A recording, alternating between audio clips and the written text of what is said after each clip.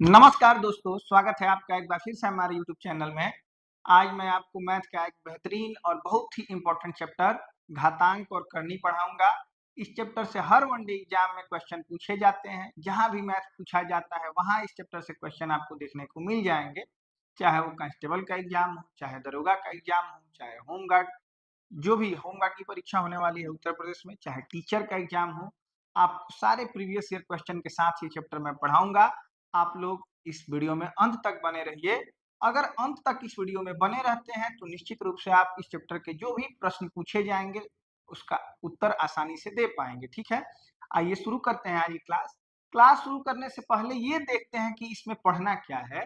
तो सबसे पहले देखते हैं घातांकों पर आधारित प्रश्न, फिर देखेंगे जब पूरी राशि करणीगत हो या करणियों के योग अंतर पर आधारित प्रश्न, करणियों होना चाहिए, करणियों के गुणा भाग पर आधारित प्रश्न, फिर संयुग्मी पर आधारित प्रश्न, सूत्र पर आधारित प्रश्न, कर्णिकों की तुलनाओं पर आधारित प्रश्न और PYQ मतलब प्रीवियस ईयर क्वेश्चन। ये 8 भागों में हम इसको पूरा करेंगे, कंप्लीट करेंगे इस चैप्टर को। लेकिन इसको जानने के लिए सबसे पहले बेसिक नॉलेज होना चाहिए आपको, कम से कम वर्गमूल घनमूल आना चाहिए। ठीक है, आइए शुरू करते हैं आज की क्लास। सबसे पहले हम लोग देखेंगे कि घातांकीय गुणनफल कैसे किया जाता है। जैसे सबसे पहले ये देखते हैं कि ये जो लिखा हुआ है ये क्या है। तो ए जो है इसमें, इसको आधार बोलते हैं। क्या बोलते हैं? आधार या बेस बोलते हैं। ठीक है, और एम जो है इसको बोलते हैं घातांक। घातांक, इसको पावर भी कहा जाता है। तो आप ध्यान रखेंगे ये लिखा हुआ है कि ए टू द पावर एम, और ये इंटू का चिन्ह है, इंटू मतलब गुणा का चिन्ह है, into a to the power n लिखा हुआ है। ऐसे पढ़ेंगे, इसको हिंदी में पढ़ना होगा तो ए का घात एम और ए का घात एम, एन का गुणा करना है। कैसे करेंगे घातांकीय गुणनफल, कैसे करते हैं? तो देखिए, जब आधार सेम होता है, आधार को अंग्रेजी में बेस कहते हैं। ठीक है, और इसको पावर या भी कहते हैं, दोनों ध्यान में रखिएगा। आधार को बेस कहते हैं, घातांक को पावर कहते हैं। तो जहां पे बेस आपको सेम दिखे, जहां बेस क्या दिखे, सेम दिखे, और करना क्या हो, गुणा करना हो, तो इस स्थिति में एक बार बेस लिख के और दोनों घातांकों का योग कर देते हैं। जैसे यहाँ m है और यहाँ n है, तो m प्लस n कर देंगे। क्या कर देंगे? m प्लस n कर देंगे। तो जब भी समान आधार वाले संख्याओं का गुणा करना हो तो एक आधार बना के उस पे घातांकों का योग कर देते हैं। जैसे यहाँ m और n का योग कर दिया गया। अब ये आधार अगर यहाँ a होता, यहाँ b होता, तो इसको हम लोग जोड़ेंगे नहीं। याद रखेंगे कि ये आधार क्या होना चाहिए, सेम होना चाहिए। दोनों सेम है, इसलिए यहाँ वही आधार लिख के और घातांक को जोड़ दिया गया है। अब इसको अगर गणितीय रूप में देखा जाए तो मान लीजिए कि 2 का पावर यहाँ 3 है और गुणे 2 का पावर 4 है। तो इसको गुणा करने के लिए बेस में तो 2 ही है दोनों में, तो यहाँ मैं लिख दूंगा 2 का पावर 3 और प्लस 4, मतलब इसका आंसर हो जाएगा 2 के पावर 7। और 2 के पावर 7 का मतलब होता है 2 का 7 बार गुणा, 2 गुणे 2 गुणे 2, ऐसे करके 7 बार गुणा। ठीक है, अब मान लीजिए कि कभी कभी ऐसा होगा कि यहाँ बेस 2 दे दिया है और यहाँ बेस 8 दे दे। क्या दे दे? 8 दे दे। तब आप कैसे करेंगे? यहाँ तो दोनों बेस अलग अलग हो गए, तो देखना ये है कि ये एक भाज्य संख्या है कि अभाज्य संख्या है। तो ये एक भाज्य संख्या है, मतलब इसके और खंड हो सकते हैं। खंड होने का मतलब कि 8 को तोड़ के हम लोग लिख सकते हैं 2 चौके 8, 2 दूनी 4, 2 एकम 2। ठीक है, तो 8 को हम लोग लिख सकते हैं दोस्त 2 के पावर 3, और इस 8 को लिखेंगे 2 गुणे 2 गुणे 2, और इसका पावर हो जाएगा 4। ठीक है, अब क्या करना है? तो यहाँ लिख देंगे 2 का पावर 3 और गुणे, यहाँ 2 का पावर 3 लिख सकते हैं क्योंकि 3 बार गुणा है, और का घात 4 है। ठीक है, तो इसका आंसर क्या हो जाएगा? देखिए, जब भी ये क्रमागत घात होंगे तो इनका गुणा कर लिया जाता है। जैसे यहाँ 2 का पावर 3 है, 2 का पावर 3 है, और गुणे 2 के पावर 3 और 4 लगातार घात है तो गुणा कर लेंगे, 3 चौके 12 कर लेंगे। अब देखिए शुरू में जो प्रश्न दिया गया था वहां पे पहली संख्या का जो बेस है वो 2 है और दूसरी संख्या का बेस जो है वो 8 है, ठीक है। इसको मैंने खंड करके इसका बेस भी क्या बना लिया, 2 बना लिया। अब जब दोनों बेस सेम हो जाएंगे तो एक बार बेस लिख के और जो घात है इसको हम लोग जोड़ देंगे, ठीक है। तो ये हो जाएगा 2 के पावर 15, यही हमारा सही आंसर होगा। तो कहने का मतलब ये है कि अगर गुणा करना है तो सेम बेस दिया गया है तो उसको तो जोड़ लेंगे, घात को जोड़ लेंगे सेम बेस पे। लेकिन अगर कभी अलग अलग बेस दिया गया है तो हमारा पहला प्रयास ये होगा कि दोनों के बेस को सेम बनाया जाए। सेम बनाने के लिए क्या करेंगे कि इसमें जो भी संख्या तोड़ने लायक होगी, मतलब कि उसका बेस सेम करने के लिए इसको तोड़ना पड़ेगा, तो इसको तोड़ के पहले 2 के बेस में बनाएंगे, फिर हम लोग घात को क्या करेंगे, सेम बेस बना के जोड़ लेंगे, ठीक है। चलिए अब एक प्रश्न और ले रहा हूं मैं। जैसे ये प्रश्न ले लिया मैंने, 2 का पावर 3 गुणे 3 का पावर 4। यहाँ क्या कर सकते हैं हम लोग, तो देखिए यहाँ बेस 2 है और यहाँ 3 है। क्या आप 2 को तोड़ पाएंगे, तो नहीं तोड़ पाएंगे। क्या आप 3 को तोड़ पाएंगे, तो बिल्कुल नहीं तोड़ पाएंगे। तो इस स्थिति में इसका छोटा रूप बनाना संभव नहीं है, ठीक है। इसमें क्या करेंगे, तो 2 का पावर 3 मतलब 2 गुणे 2 गुणे 2 होता है, मतलब 3 बार 2, और 3 का पावर 4 मतलब 3 गुणे 3 गुणे 3 गुणे 3 होता है, मतलब 4 बार 3। ये 8 हो जाएगा गुणा करके, और ये 3 तिया 9 तिया 27 तिया 81 हो जाएगा। 8 एकम 8 और 8 अठाई 64। इसका आंसर 648 हो जाएगा। इसके घात को जोड़ना संभव नहीं है। क्यों संभव नहीं है, क्योंकि यहाँ दोनों के आधार क्या है, अलग अलग है। यहाँ 2 है और यहाँ 3 है, इसलिए इसके घात को जोड़ा नहीं जा सकता, ठीक है। तो जहां संभव होगा हम लोग गुणा में घात को सेम करने का प्रयास करेंगे, या भाग भी है तो उसमें हम लोग क्या करेंगे, बेस को सेम करने का प्रयास करेंगे, उसके बाद कोई ऑपरेशन करेंगे। चलिए लास्ट तक केवल आप बने रहिए। मैं आपसे ये वादा करता हूं कि ये चैप्टर आपको निश्चित रूप से समझ में आएगा। बस आप जब पढ़ रहे हैं तो एक कॉपी और एक पेन आपके पास होना चाहिए। अंत तक इस वीडियो को देखिए। अगर नहीं समझ में आएगा तो इस चैनल को ही आप क्या कर रिपोर्ट करके जाइएगा। रिपोर्ट करने का मतलब कि आप इस चैनल पे फिर कभी मत आइएगा अगर ये चैप्टर आपको समझ में ना आए तो, ठीक है। चलिए मान लीजिए कि ये एक घातांकीय गुणनफल और ले रहा हूँ, यहाँ बीजगणितीय रूप में है। ये देखिए ये बेस है x, ये बेस है x, ये बेस है x। तो हम लोग एक बार x लिख लेंगे और 2 2 3 5 5 4 9 सबको जोड़ लेंगे, यही हमारा क्या हो जाएगा, आंसर हो जाएगा, ठीक है। तो कभी भी सेम बेस पे गुणा करना हो तो एक बार बेस को लिख के और जो भी घातांक होते हैं उनको हम लोग क्या करेंगे, जोड़ लेते हैं, ठीक है। चलिए अब देखते हैं भाग को। घातांकीय भाग दोनों तरीकों से लिखा जा सकता है। ये क्या लिखा है एक बार पढ़ लीजिए, a to the power m भागे a to the power n। इसी को ऐसे भी लिख सकते हैं, a to the power m बटे a to the power n, दोनों सेम ही चीज है, ठीक है। तो जैसे गुणा करते समय हम लोग जोड़ते थे वैसे ही भाग के समय पहले में से दूसरे घात को घटा लेंगे, बेस को सेम लिख देना है। जैसे क्या करेंगे, इसको a to the power m minus n कर देंगे, ठीक है, m माइनस n।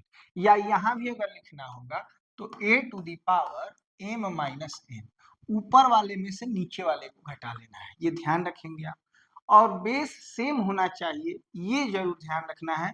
कहीं बेस सेम नहीं है तो गुणनखंड करके, जैसे इससे पहले वाले क्वेश्चन में मैंने बताया था 8 को मैंने गुणनखंड करके 2 के बेस के रूप में लिखा है, वैसे ही आप यहाँ बेस सेम रखेंगे तभी ये ऑपरेशन हो पाएगा, अन्यथा नहीं हो पाएगा, ठीक है। चलिए आगे चलते हैं, देखते हैं। और ये घात की घात आपको दिख रही है, ये भी आपको 2 तरीकों से दिखेगा। एक तो ऐसे a to the power m whole का पावर n होल का पावर o होल का पावर p, ऐसे दिख रहा है। और यहाँ इसमें किसी में आपको ब्रैकेट नहीं दिख रहा है। तो क्या ये दोनों सेम है या अलग अलग हैं, तो भाई साहब ये दोनों अलग अलग है, ठीक है। इसको हम क्या कर सकते हैं, यहाँ बेस जो है a है तो सीधे सीधे a लिख लेंगे, और यहाँ जो घात जो लिखे हुए हैं होल पावर में मतलब लिखे हुए हैं इसका हम लोग क्या करेंगे, m गुणे n गुणे o गुणे p गुणे, हाँ बस p तक है, तो सभी घातों का हम लोग क्या कर देते हैं, गुणा कर देते हैं।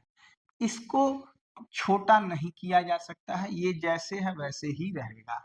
गणितीय रूप में अगर आप इसको देखेंगे तो आपको जरूर समझ में आएगा। जैसे ये क्वेश्चन है, अब यहाँ पे आप ब्रैकेट देख रहे हैं और यहाँ पे ब्रैकेट नहीं देख रहे हैं, दोनों का मान अलग अलग हुआ, जबकि संख्याएं क्या है, सेम ही है। अब देखिए यहाँ पे दो, ये जो बेस है ये मैंने लिख लिया, इसके बाद जो घात है उसका गुणा कर दूंगा, 2 गुणे 1 गुणे 3, मतलब इसका आंसर हो जाएगा 2 के पावर 2 एकम 2 तिहा 6। ठीक है, अब इसको करना होगा तो क्या करेंगे, तो इसको ऊपर से हल करते हैं। जैसे 1 के पावर 3 को हल करेंगे, तो 1 का पावर कुछ भी होगा तो 1 ही करेंगे उसको, मतलब 2 के पावर 2 और 1 के पावर 3 को हल करेंगे तो ये क्या होगा, 1 ही होगा। ठीक है, अब फिर इसको हल करेंगे तो ये क्या हो जाएगा, बेस तो 2 है ही, और 2 का पावर 1 मतलब 2 का एक बार गुणा 2 ही होगा, और यही हमारा क्या होगा, आंसर हो जाएगा। ध्यान रखिएगा, अगर इसको ब्रैकेट में नहीं घेरा गया है तो ऊपर से इसको सॉल्व करेंगे। जैसे हमको क्या देखना है, 1 के पावर 3 देखना है, फिर क्या देखना है, 2 के पावर 1 देखना है। आई बात समझ में? ऐसे अगर ब्रैकेट में दिया गया हो तो सभी घातों का क्या कर देते हैं, गुणा कर देते हैं। ठीक है, उम्मीद है आप लोग इस बात को समझ चुके होंगे। आइए चलते हैं अगले प्रश्न पे, अगले टाइप पे, गुणनफल की घात। अब यहाँ देखिए, किन्हीं 3 संख्याओं का गुणा है और इस पे होल पे n घात है। इसका मतलब क्या होगा, इसका मतलब होगा a to the power n into b to the power n into c to the power n। अलग अलग भी इनका घात n ही होगा, ये ध्यान रखेंगे। जैसे मान लीजिए कि ये एक संख्या दी गई है, ठीक है, और इसका घात 2 है। करेंगे क्या, इसको तोड़ के देखिए, ऐसे करेंगे तो 2 3 6, 6 5 30, और 30 का वर्ग क्या हो जाता है, 900।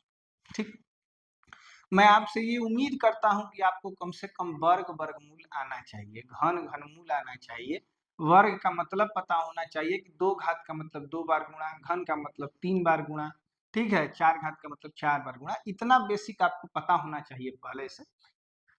वैसे वो भी चैप्टर में पढ़ाऊंगा, लेकिन मुझे लगता है कि पहले मुझे घातांक और करनी पढ़ाना चाहिए। चलिए, अब इसको मैं अलग अलग कर, देखिए इसका मान मैंने गुणा करके निकाला तो 2 3 6 5 30 के घात 2 मतलब 30 के स्क्वायर 900 हो जाएगा। अब यहाँ अगर हम लोग अलग अलग करके लिखते हैं तो 2 के पावर 2 गुणे 3 के पावर 2 गुणे 5 के पावर 2। ठीक है, अब इसका मान निकालना होगा, 2 दूनी 4, 3 तिया 9 और 5 बचे 25। ठीक है, अब 25 और 4 में गुणा करेंगे तो 100 हो जाएगा, 100 में 9 से गुणा करेंगे तो ये भी मान कितना आ जाएगा, 900 ही आएगा। तो आपको ध्यान रखना है, किसी भी संख्या का, चाहे किन्हीं संख्याओं के गुणे का जो भी घात होगा, अलग अलग उन संख्याओं पे वही घात उसके बराबर होता है। ठीक है, तो ये बात भी आप समझ चुके होंगे। आगे चलते हैं, देखते हैं व्युत्क्रम का नियम। व्युत्क्रम का नियम मतलब, व्युत्क्रम मतलब एक के नीचे अगर करना हो, जैसे व्युत्क्रम मतलब उल्टा होता है, a to the power m है, इसको मैं लिख सकता हूँ 1 बटे a to the power m। लेकिन इन दोनों का मान सेम करने के लिए जो घात है उस पर मैं चिन्ह बदल दूंगा, जैसे प्लस में है तो इसको माइनस में कर दूंगा। यहाँ x टू द पावर -5 है, सॉरी 5 है, 1 by x to the power 5 है, इसको मैं उल्टा करूंगा तो लिख सकता हूँ x टू दी पावर -5। ठीक है, जो भी नीचे घात है अगर इसको हम ऊपर ले जाते हैं तो इसका चिन्ह क्या हो जाता है, बदल जाता है। जैसे यहाँ पॉजिटिव में है तो यहाँ निगेटिव में हो जाएगा। वैसे ही यहाँ पे भी देखिए, अगर नीचे है और y घात है, इसको ऊपर करेंगे तो x टू दी पावर -5 हो जाएगा। ठीक है, इसको भी हम लोग ऊपर करेंगे तो देखिए उल्टा करेंगे तो ये जो घात का चिन्ह है ये बदल जाता है। जैसे नीचे -z था तो ऊपर जाके ये क्या हो जाएगा, z हो जाएगा। ध्यान रखेंगे। ठीक है, जैसे मान लीजिए कि 2 के पावर 3 है, इसको अगर व्युत्क्रम में लिखना है तो 1 बटा 2 के पावर -3 हो जाएगा। आई बात समझ में? चलिए, केवल आप अंत तक बने रहिए। अब घातांक का शून्य होना, घातांक का शून्य होना मतलब किसी भी संख्या का घात अगर शून्य होता है तो उसका मान कितना होगा, उसका मान निश्चित रूप से 1 होगा। कितना होगा, 1 होगा। अगर आपसे पूछा जाए कि कैसे 1 होगा तो ध्यान दीजिए, देखिए मान लीजिए कि a टू द पावर 0 है, a to the power m भागे a to the power m, ठीक है। ऐसे अगर लिखा हो तो मैंने आपको पहले बताया था कि जहां पे भी सेम बेस पे कोई घात हो तो दोनों घातों को क्या करेंगे, भाग करना हो तो दोनों घातों को घटाना करते हैं, ठीक है। इसको मैं ऐसे भी लिख सकता हूँ a to the power m बटे a to the power m, ठीक है, ऐसे भी लिख सकता हूँ। अब यहाँ करना क्या है, तो बेस एक बार लिख के m में से m को घटा लेना है, ठीक है। तो m में से m को घटाएंगे तो a टू दी पावर क्या हो जाएगा, 0 हो जाएगा, ठीक है। और इधर मैंने लिखा है a to the power m बटे a to the power m, तो दोनों अगर सेम ही संख्याएं हैं और इनका भाग करना हो तो क्या आंसर आएगा, 1 आएगा। तो याद रखेंगे किसी भी संख्या का घात अगर 0 हो तो उसका आंसर क्या होगा, 1 होगा। चलिए आगे देखते हैं व्युत्क्रम घात का नियम। व्युत्क्रम घात का नियम मतलब यदि a to the power n equal to b हो तो a का मान क्या होगा। देखिए इधर घात n है बराबर b है, तो b पे अब यही घात पक्षांतर होके 1/n हो जाएगा। क्या हो जाएगा, 1/n। इधर अगर n है तो उधर जाके 1/n हो जाएगा। मान लीजिए कि x टू दी पावर 1/3 है बराबर y, तो x का मान क्या होगा, x का मान हो जाएगा y, और यहाँ 1/3 है तो इधर जाके क्या हो जाएगा, 3 हो जाएगा, ठीक है। जैसे ये आपको क्वेश्चन बार बार किसी ना किसी क्वेश्चन में आपको मिलेगा, तो आप यहाँ जो 3 घात है इसको हटा के 8 पे 1/3 घात कर सकते हैं। 1/3 घात का मतलब घनमूल होता है। घनमूल मतलब क्या होता है कि जैसे 8 को तोड़ के लिखेंगे तो 2 दूनी 4 दूनी 8 होगा, 3 बार लिखेंगे इसको तो 8 हो जाएगा। और 1/3 का मतलब होता है तृतीय मूल। तृतीय मूल मतलब 3 के बदले 1 को हम बाहर निकाल सकते हैं, तो इसका आंसर क्या हो जाएगा, 2 हो जाएगा। आई बात समझ में। तो जैसे वर्गमूल में 2 के बदले 1 को बाहर निकालते हैं करनी से, वैसे तृतीय मूल मतलब 1/3 घात में 3 के बदले 1 को करनी से क्या करते हैं, बाहर निकालते हैं। उम्मीद है आप लोग इस बात को समझ चुके होंगे, ठीक है। चलिए अब कुछ क्वेश्चन देखते हैं जो कि घातांकों पर आधारित होंगे। इन क्वेश्चन को सॉल्व करते हैं। जैसे पहला क्वेश्चन दे दिया गया है, यहाँ क्या करना है, देखिए ये अचर संख्या है, जैसे 2 है, इसमें क्या है, 3 है। तो गुणा करने का नियम ये है कि अचर संख्याओं का गुणा अचर संख्याओं से होगा। जैसे 2 तिया क्या हो जाएगा, 6 हो जाएगा। और a का गुणा a से होगा, यहाँ कुछ नहीं है तो 1 है, यहाँ 2 है तो a टू दी पावर 3 हो जाएगा, क्योंकि मैंने बताया है कि गुणा करते वक्त घात को जोड़ लिया जाता है। यहाँ b टू दी पावर 3 है और b टू दी पावर 2 है, तो ये हो जाएगा b टू दी पावर, जोड़ेंगे 2 और 3 को तो 5 हो जाएगा। वैसे ही c टू दी पावर 4 है, यहाँ c टू दी पावर 3 है तो c टू दी पावर 4 और 3 7 हो जाएगा, और यही हमारा आंसर हो जाएगा, ठीक है। चलिए ऐसे ही और भी प्रश्न मैंने लिए हैं। जैसे ये भाग है, तो सबसे पहले अचर का अचर से भाग करेंगे, 12 में 2 से भाग करेंगे तो 6 हो जाएगा, ठीक है। और यहाँ घटाना है, 2 में से 1 को घटाना है, 2 में से 1 घटाएंगे तो a टू दी पावर 1 होगा, 1 लिखने का कुछ मतलब नहीं है। और 4 घात से 2 घात को घटाना है तो b टू दी पावर 2 हो जाएगा। और यहाँ 3 में से 2 को घटाना है, ठीक है। अब थोड़ा एक बार मैं इसको बदल लेता हूँ, इधर 3 है तो इधर मैं 4 लिख लेता हूँ, ताकि आप लोग ये भी समझ पाए कि इधर छोटा घात और उधर बड़ा घात हो तब क्या करेंगे। करना कुछ नहीं है, 3 से 4 को घटाएंगे तो c टू दी पावर -1 हो जाएगा। इसको लिखने का एक और तरीका है, क्या तरीका है, तो 6ab² और ये माइनस में जो घात है इसको नीचे ले जाएंगे तो ये प्लस हो जाएगा, और यही हमारा आंसर हो जाएगा, ठीक है। तो कभी भी ऋणात्मक घात मिले तो उसको नीचे लिख के धनात्मक बना सकते हैं, नीचे का भी ऋणात्मक घात मिले तो उसको हम लोग ऊपर ले जाके धनात्मक बना सकते हैं। आई बात समझ में। चलिए अब इसको सॉल्व करना है। इसमें क्या करेंगे, तो सबसे पहले प्रयास करेंगे कि बेस बराबर हो जाए। जैसे यहाँ 5 है और 125 है, तो 125 एक भाज्य संख्या, इसलिए इसको तोड़ेंगे और तोड़ के प्रयास करेंगे कि इसका बेस 5 बना लिया जाए। इधर बगल में मैं कर देता हूँ 125 का खंड, 5 से कटाएंगे तो 25 बार में, फिर 5 से कटाएंगे तो 5 बार में, फिर 5 से कटाएंगे तो 1 बार में। तो इसको मैं लिख सकता हूँ 5 के घात 1/4 और गुणे 5 के घात 3, 1 2 3, 5 के घात 3 और के घात 0.25।